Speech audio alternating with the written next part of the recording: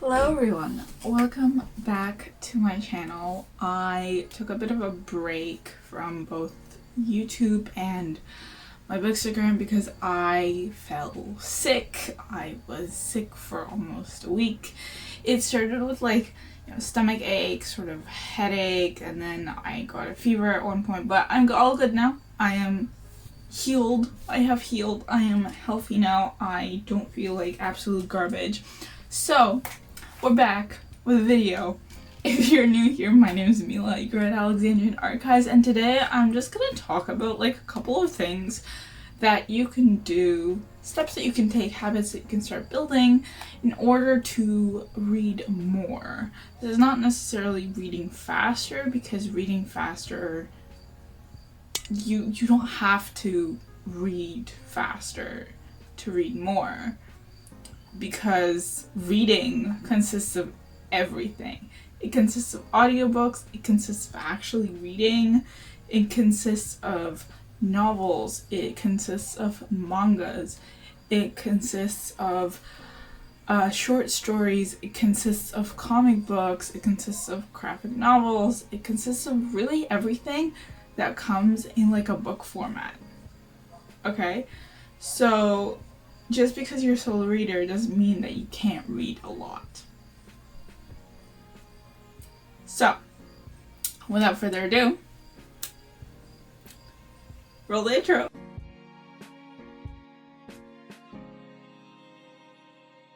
Okay, so the first step, the first tip we're going to give is one that a lot of people I think have given, but one that I find helps me a lot when I have a goal that I want to attain. For example, my reading goal this year was 10 books and I've read 18 so far.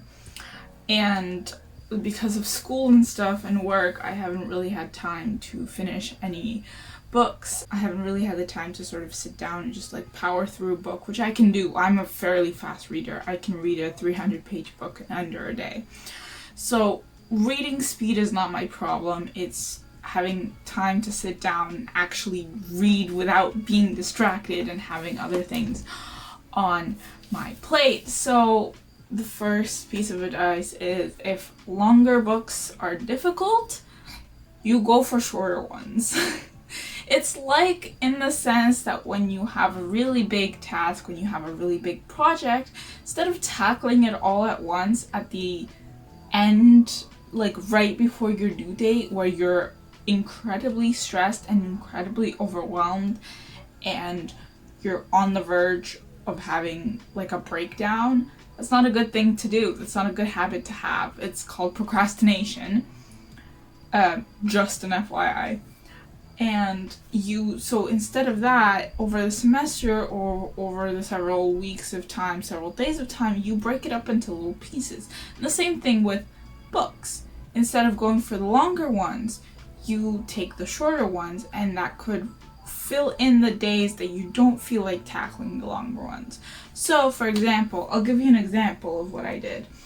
I was in a reading slump. This isn't exactly the same situation. It's not that I wanted to read more, but I was in a reading slump and I was very close to achieving my goal, but none of the longer books were hitting. I did not want a series. I did not want a new trilogy where the first book isn't even out yet and I have an arc of it and I don't want to get into these characters and I don't want to start, loving these characters just to wait 2 years for the next book because the first book isn't out yet. So after reading The Will of the Many by James, I still don't know how to say his last name. I will put the picture.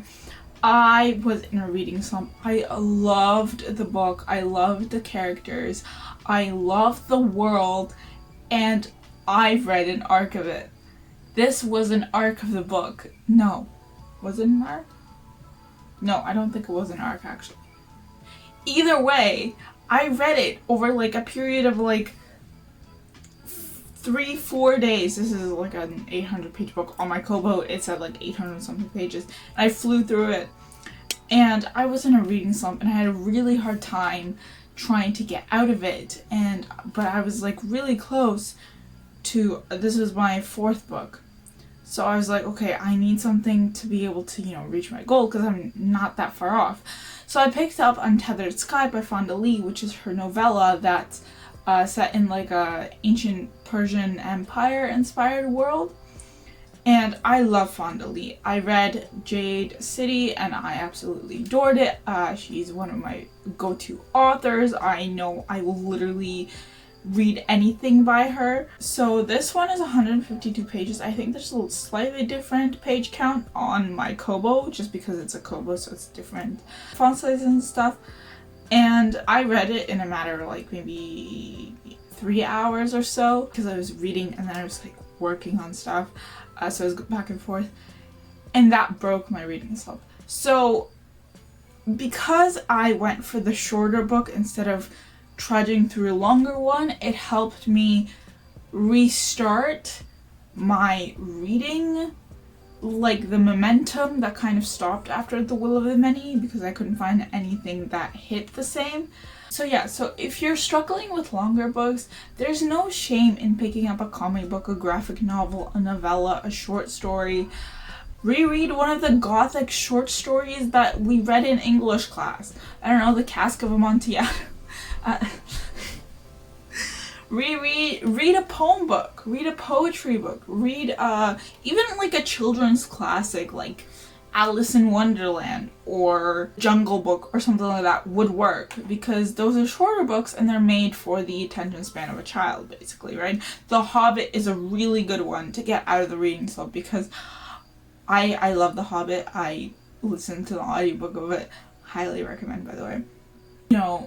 Instead of trudging through longer books, try shorter ones. Or what you can do is you can pick, if you're a slow reader and you know this, and you know that it's going to take a while for you to read an 800-page book, and you don't mind doing the whole sort of several books at once kind of thing, and sometimes you hit like a wall in like either POV or either how the story is developing, but you don't want to entirely drop the long book. So let's say you have a book that's 800 pages that's going to take you maybe a month-ish. In between that, you can read novellas, you can read comic books, you can read graphic novels. The next tip I have is, instead of reaching for your remote, for your phone, for your tablet, reach for a book. I mean, I understand if like you're reading on your phone or you're reading on your tablet, like that's understandable, but especially with like remote, if you can make time to watch a 20-minute episode of your favorite TV show every night or whenever it comes on to the TV. We don't have like cable or whatever it's called, so we just use streaming services. But if you have like the time to watch a 20-minute, 40-minute, episode of your favorite show, then I think you have that same amount of time. You can replace that amount of time that you're using to watch that show and instead read for a little bit. Maybe if the show is 20 minutes, you can use 10 minutes of, you can read for 10 minutes and then you can watch for 20 minutes, sort of like a Pomodoro kind of thing. You read for a certain amount of time and then you have a little break. Read, you have a little break, you read, you have a little break, you read, and then you have a longer break or whatever.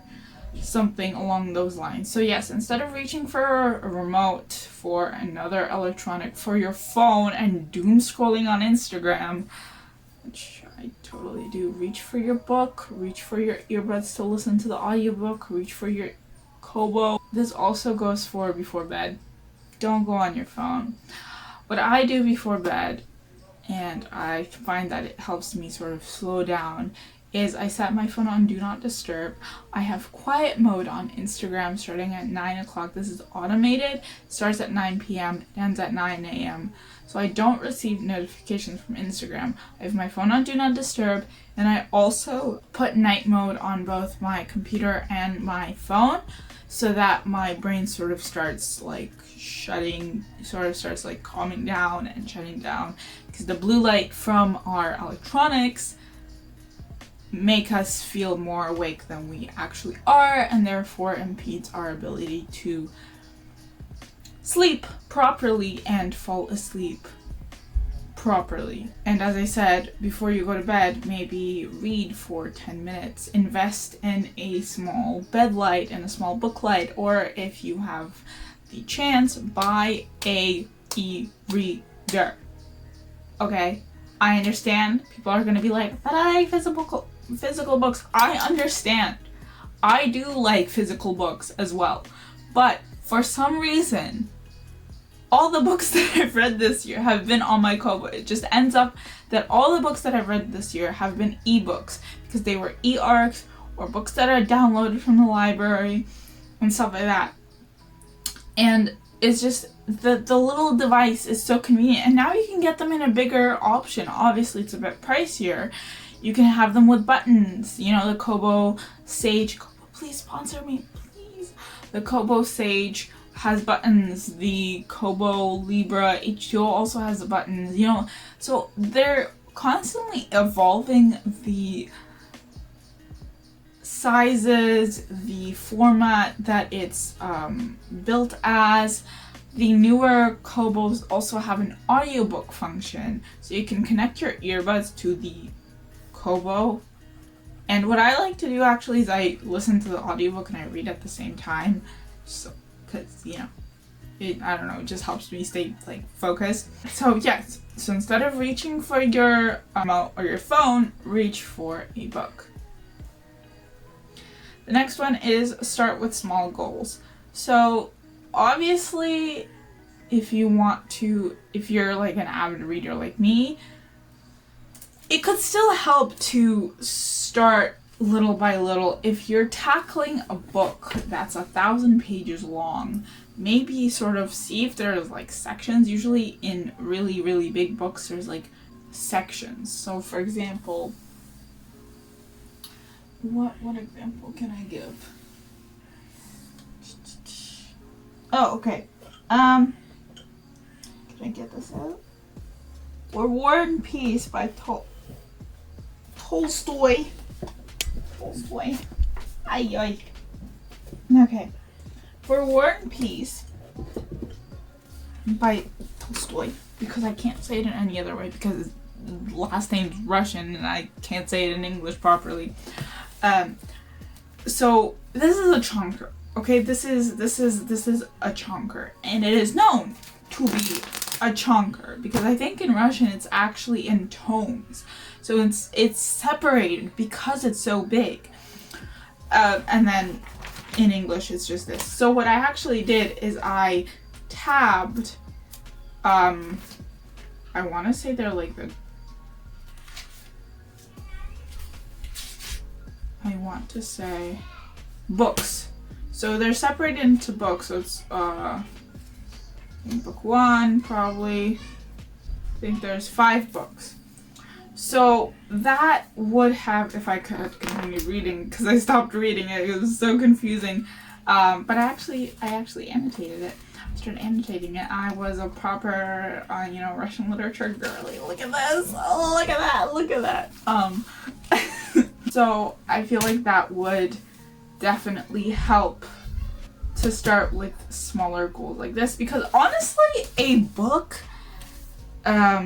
isn't particularly intimidating because the first book is only 313 pages. Yes, that's the size, that's the page count of an average like YA book probably, but if you times that by like 5, right, gives you roughly 1,000 something pages, But hey, I got like a cute thing at the back here too. So like, the pages are really thin, and I was very concerned when it came to highlighting, but actually the my liners didn't bleed, and I don't think I have the my liners anymore because my sister stole all of them, and I think I threw half of them out, so I'll have to think about that. But anyways, so small goals is where it's at. Don't jump into it unless you know that you're going to like read through all of it. I can't do TBRs. I don't know if people know this, but the reason why I don't have a singular TBR, well, I think I have like maybe one TBR, like the last year's book club picks video, I would consider a TBR video in a sense. I can't do TBRs because in a sense I'm such a mood reader, and it's just so difficult for me to sort of stick to a plan. It's just difficult because I'm a mood reader. So if you can do TBRs, definitely do that. Maybe have like, be like, okay, for this month I want to read, make it like your own book club, you know, for this month I want to read this book, for this month I want to read this book. And then you can break it down even further. Okay, this week my goal is to read 2 chapters of War and Peace. This next week my goal is to read 4 chapters of War and Peace. And that way you can gradually keep adding, and then you'll be finished War and Peace in no time. Also, I am obsessed with this copy. I love Oxford Classics copies because they're just so nice, and yeah, I'm obsessed. I'm really obsessed, actually. The next step is sort of like a reflection. It's an introspection. I'm using fancy words that I don't really know the meaning of. It's an inner look at what actually works for you. So you sort of have to look inside. I know that like people in a day and age where consumerism is a huge part of our lives, especially in the Western world, in Canada and the US and the UK as well. On Bookstagram, there's a whole thing about having a lot of books and having all these special editions, and you know, physical books are superior to ebooks or audiobooks. Find out what works for you. I find that I read so much faster on ebooks than I do physical copies. I don't know what it is, but I just think that the fact that I don't have to have an overhead light when I'm reading in bed, especially, and it's just a small thing that I can just like sort of hold and take everywhere with me, and it's like it can hold like up to 1,000 books, and I don't have to worry about weight in my bag and stuff like that. I just think that you have to look inside yourself to really find out what works for you. If audiobooks work for you, that's amazing. If ebooks work for you, that's also great. If physical books work for you, that's fantastic. Sometimes you sort of have no choice but to rely on ebooks and audiobooks because those could be significantly cheaper depending on where you are compared to physical books. I, for one, have only bought 4 books this year. All the books that I have received, all the books that I have added to my collection have either been for free or have been sent to me by the publisher, and you know, etc, etc, etc. So I've definitely changed my way of how I see the book community consumerism problem, because for me, I don't really need a lot. Like, I love having books, I love looking at my shelves, but I need another shelf, and shelves are getting ridiculously expensive, and it's difficult to get to IKEA, and you know, because of the popularity of the Billy bookshelves, it's difficult to sort of snag them in time, and it's just, my shelves are overflowed. Yeah, so definitely take note of what works for you. I'll mention peer pressure a little bit later in just a little bit, but yeah, don't listen to the peer pressure. Do what you want to do. The best thing about the Bookstagram community is everyone is their own person, and just sort of go with it. The next part is block out distractions. As I said, before I get to bed, I go into quiet mode on Instagram. I turn on Do Not Disturb, and I turn on the like sort of night mode eye comfort on my phone and my laptop, which gets me into the sort of bed time frame, bed mind frame, and I sort of set my phone aside. What also is helpful is putting on headphones and putting on music in the background. For me, at least, I like to, depending on the book I'm reading, if it's, for example, an epic fantasy, I try to find like an hour-long video on YouTube with like no breaks or anything. We have YouTube Premium, so we don't have ads, so I don't have to worry about that. But it works when there's like different themed playlists. For example, when I was reading Stormlight Archives, I actually found like a Stormlight Archives like playlist, like video on YouTube, which was really, really immersive and really, really helpful. That was an absolute experience. Definitely recommended, especially with like noise canceling headphones and you're just in bed and reading. It's an experience like no other. So block out distractions. Sort of what helps is having a designated spot for reading. I don't. I sometimes read on my bed. I sometimes read downstairs on the couch. I read at my desk. It really depends. I don't really have the space for like a reading chair. We don't have the space for like a reading room or anything, although I would love that. I would love like a library room where I could just sit and read, and you know, this is my sort of sanctuary, and for now I have to work with what I have. But yeah, block out distractions. Obviously it might be difficult if you're like a parent. I'm the eldest sibling, so I know. I'm kidding. But you know, my sister always comes in, my brothers are always coming in asking me for things. If mom's not home, if mom's busy or something like that, they're asking me if I can help them with something and stuff like that. So it really depends on how your life is structured, but definitely, like as I said, reach for your book instead of your phone. So if you do have 20 minutes, use half of that 20 minutes for reading, and then you can use the other 10 minutes for, you know, relaxing or something like that, or starting your schoolwork or starting your housework, depending on what your role is in the household.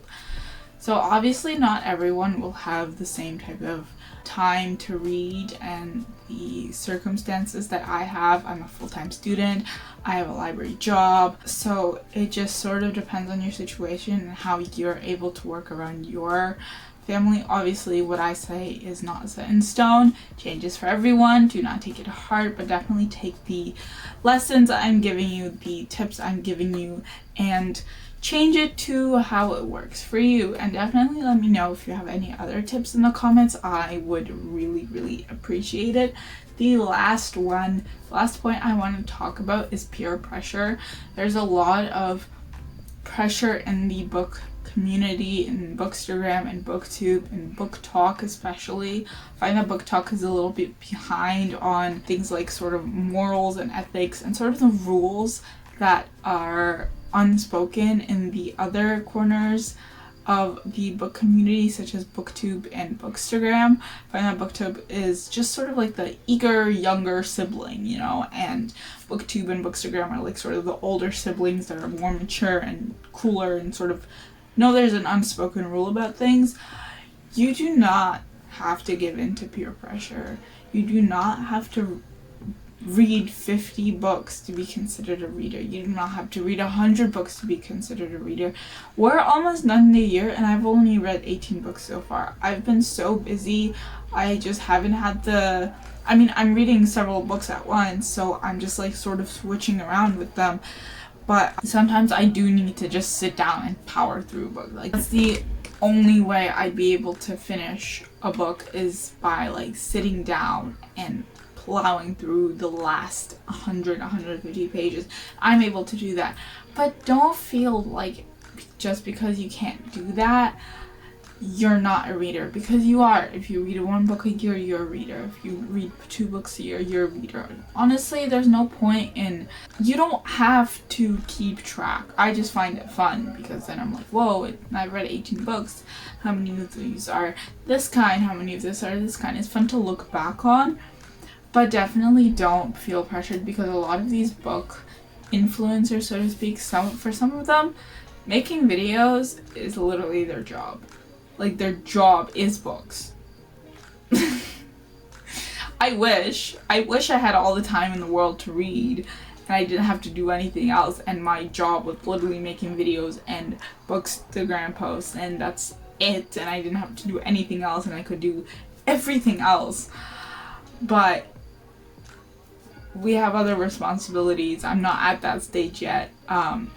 If you'd like to help me to eventually be at that stage, don't forget to like, comment, and subscribe, and follow me on my socials, please. That being said, don't listen to the peer pressure. Don't give in. If there's a popular book and you're like, I don't want to read it, you don't have to read it. Literally, like, search up spoilers and then you'll know. Like, I guarantee you it's not that big of a deal. Only reason I read popular books is because I'm just honestly curious, or I can't run away from it. Or, you know, a friend mentions it, I'm like, okay, I'll read it for you. You know, because I, you know, sort of like doing that. Oh, I'll read it for you, don't worry. And I'll let you know if it's good enough, because I find it very heartwarming when my friends tell me that they picked up a book because of me, and it's very touching and heartwarming. Like, ooh, I actually have good taste, that people, you know, people like the books that I recommend, which is very touching. So, for example, in terms of Light Lark, my friend hated it, and I was like, okay, you know what, I'm gonna do it. I despised it. Spoiler alert. Another one is my friend also read Fourth Wing. Actually, no, she didn't read Fourth Wing. She read a specific scene of Fourth Wing, and then I was seeing it everywhere, and I decided to pick it up because I couldn't concentrate on any of my other reads at the time. It was a very difficult time for personal reasons, and I had fun with it when I read it.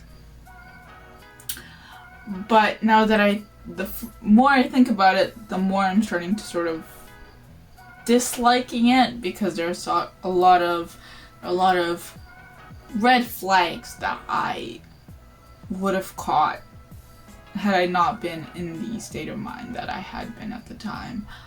So, you know, I needed a fun book that was very, you know, no thoughts happening, nothing happening up here, you know, head empty, you know, and I thought it was really fun and I had a good time.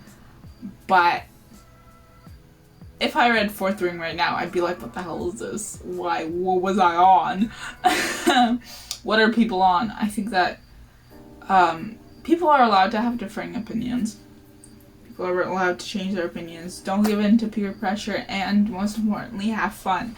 That's it. That's it. That's all I can say. That's all I can say. That's it for this video. Like, comment, and subscribe. Go follow me on my socials, and I will see you in the next one. Bye!